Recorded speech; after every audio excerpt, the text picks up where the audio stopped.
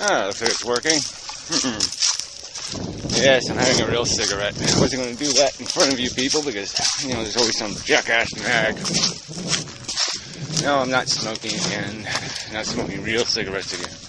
But anyway, fucking goddamn nicotine Nazis. Anyway, inspired I am.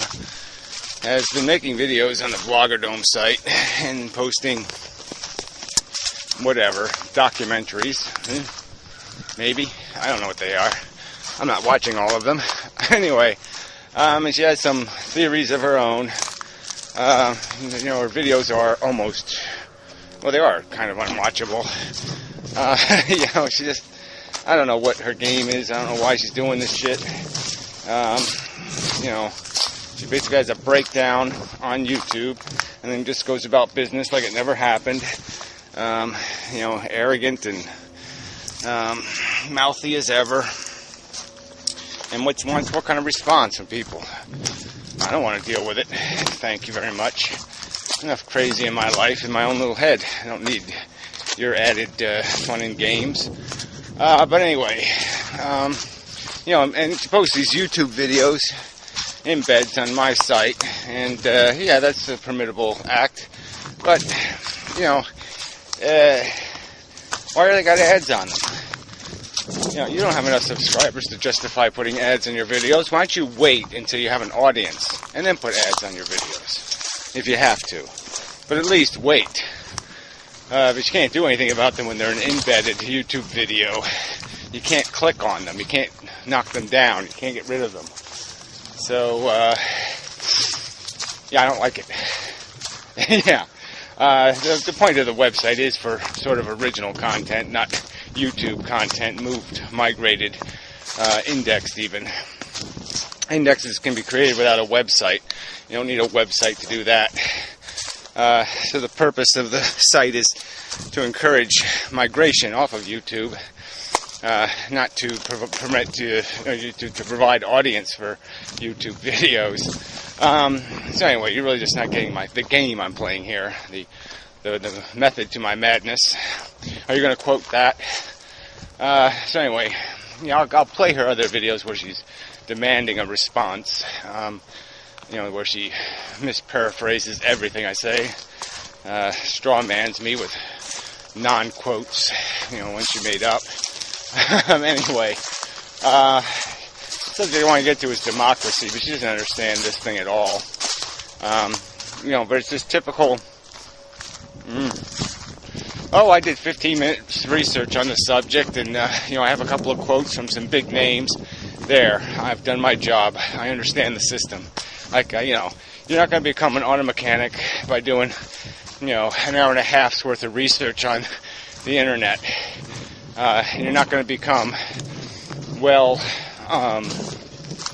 you're not going to have the nuance to conceive, to understand systems, with 15 minutes labor, or a half an hour, even a few days sometimes. It's going to take a lot more than that. And it's going to take hours of research to do really thoughtful analysis. And, just doing analysis of other people's analysis, is really just bullshit.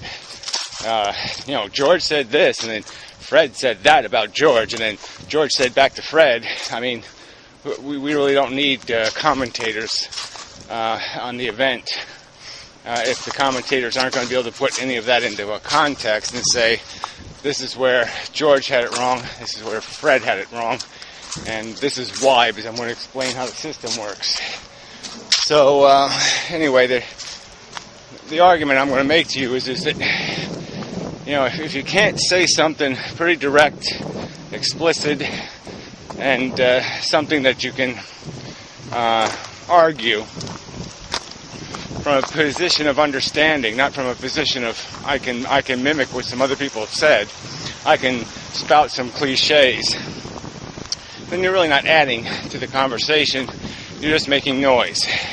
You're just dulling the voices that need to be heard, so you can do what? Impress people with the fact that you know how to go to Wikipedia? Sorry, not good enough. So anyway, on the subject of democracy, republic is all these words are meaningless. You gotta just get rid of the words and understand them as concepts. A republic is merely a constitutionally mandated democracy. That's all it is. It's a constitution that explains how the democracy works. There, you have a republic. A democracy, in the fairest sense, would be a vote of the majority. But obviously our democracy decides majorities based on where you live. So you're part of a geographic node, and it's a nodocracy. Yeah. Your geography is represented, not your ideology. It's your ideology in competition in a limited fight in a majoritarian election process. So we don't have representative government. Quite obviously, if almost half of the American people lose congressional elections every season, then they're not being represented. You're not represented when the guy who wins is exactly the opposite of the guy you would vote for. If he is in fact, in your opinion, Adolf Hitler, you can't say you have a representative. If Adolf Hitler ran in my district and won, why would I consider him my representative? No, he represents this geography where the majority of people voted for Adolf Hitler. That's all he represents. His geography, he doesn't represent the 40 or 49% of the people that may have vehemently voted against him. How can he possibly be representing them? It's an idiotic notion. So I've never had a representative. I've never had a constitutional, a federal, let's call it, congressional representative. The guy I voted for has never won. And I've never had my voice reflected in that legislative body. And that's an intrinsic problem with a geographically biased democracy. You're going to end up representing where people live, and you're not going to be representing who they are. Now, in the past it worked, and I've explained this, but I want to explain it again, because there was a thing called segregation. Where people lived actually had something to do with who they were. Like Appletown was full of apple farmers, and Shitheadville was full of shitheads. That's the way it used to work. But the world has become smaller. People have migrated. Travel is not a burden anymore. And so we don't live next to mommy anymore. We don't have the same ideologies. We have very different belief systems. And we live in these communities. And so if you're going to have a legislative body, that body should attempt to reflect proportionally. It should proportionally represent the people who live there.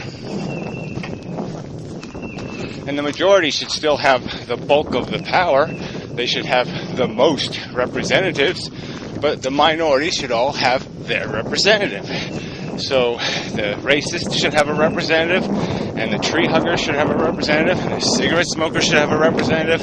Everybody should be able to vote their ideology and be guaranteed that their vote goes to somebody that they voted for. Not that they voted against, that they voted for. And that person would be called their representative, because they're going to represent their beliefs and ideology through a willful vote, not a two-party, winner-take-all, majority always wins system. So in effect, through our democracy, we have eliminated representation because we have turned the vote for the legislature into nothing more than a subset of a vote for an executive. Now, a vote for an executive, it has to be winner-take-all. One man gets to run the show. One man gets to be the head speaker of the United States nation, and that's the way it is. It's winner-take-all. But legislative bodies, it shouldn't be winner-take-all. It shouldn't be majority-take-all. It should be everybody gets their proportional voice. And that's the flaw in the system. That's where it's broken. There's no other place you need to go. There's no other conversation that needs to be had.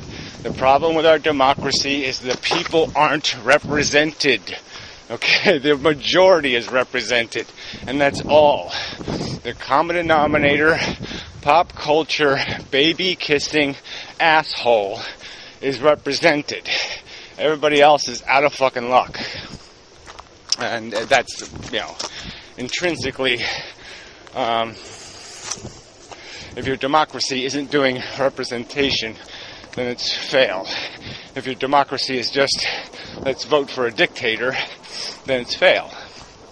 And that's what we have. The three branches of government are really just one branch of government because they're all, in essence, voting. The same voters have all the power. And then to top off our system's brokenness, they have this thing called the Senate, where they apportion representation not even close to one man, one vote. The voters in Alaska have 30 times the real impact on policy as a voter in California. 30 times. It's 30 men who want one vote in California. So if you're a high population state, you completely lose your proportional representation. As people, you are diminished in the eyes of the federal government. You are reduced to your foot or your elbow. You're 1/30th of the person you should be in the eyes of the government. These are gigantic flaws. And the fact that they were traditional and part of the game in the beginning, and let's understand, the electoral college and the two-senator state rule, these were bribes to get new states to join the Union. These weren't things developed because everybody thought it was a great idea, that they thought it was really democratic and really fair. No, these are instruments developed merely to pay off these little fucking weasel states who said, no, we won't play unless you give us all the keys. Give us real power or we won't play with you. And give us disproportional power or we won't play. And it was a bribe they shouldn't have paid. It was way too high a price to pay to give these fuckwits in Iowa disproportional representation. To give these Bible Belt retard states the power to write our laws, a disproportional influence on our laws. So, what else do I need to go? So the fix for the system is simple. Instant runoff voting eliminates the spoiler effect in executive elections and in state-bound geographical elections. It will get rid of the spoiler effect, which keeps the two parties in power. Third-party candidates will be able to freely run. People will be able to freely vote for them without losing their vote to a not possible to win candidate. But the message will be sent. The parties will glean. We'll all know what the results were. We'll know how many first-place votes these candidates got, these third-party candidates, and they will become a real factor in elections. So the two-party hold will be destroyed. Combine that with having all elections for legislative bodies unbound by geography, and allow, if you're going to have a state legislature, it should include people from anybody in the state should be able to vote for anybody they want to, any candidate. They shouldn't be bound to two idiots running from a regional election. And everybody who serves in one of those bodies should only carry with them affirmative votes. So they should have to get, if the current standard is they need 250,000 affirmative votes, you just raise it to 400,000 and game on. So you have the same number of representatives, but they'll represent entirely different people. The 40% closed out of the system will now be invited back into the system. All the people who currently don't vote will have a huge incentive to vote because they're guaranteed that their vote will go to a person. and that person will have their name on a list of their constituents. And so if we do those two things, get rid of the state boundaries, the county boundaries, the town boundaries when it comes to legislative body elections, and instant runoff voting, and then you have a real game. You have representative democracy, and then you can sit there and try to spit at that. It's still not going to be perfect, because you're going to have some real whack jobs, real kooks in their Congress. But the truth is that you're also going to have people of humongous integrity, and those people are going to make these other clowns look like assholes. Those people are going to show them up, and they're going to make other people say, I wish I voted for a guy like that. Okay, they're going to see honesty for the first time in government, they're going to see integrity for the first time, and they're going to like it. And they're going to want more of it. And these slick politicians are going to be out of business. And we're going to have candidates who actually run saying, I'll take a polygraph every year. I'll swear that I haven't fucked anybody out of their constitutional rights, and I've done nothing to aggrandize my personal position through this job. Every year. They'll be willing to do it. Not that it means anything as proof, but it certainly means something as a statement. So anyway, and that's the kind of world we can live in with a few simple changes. So anyway, till next time, my grass isn't growing. Yeah, I have to do something about that. Grow! Grow! I order you. Didn't work. I'll try something else.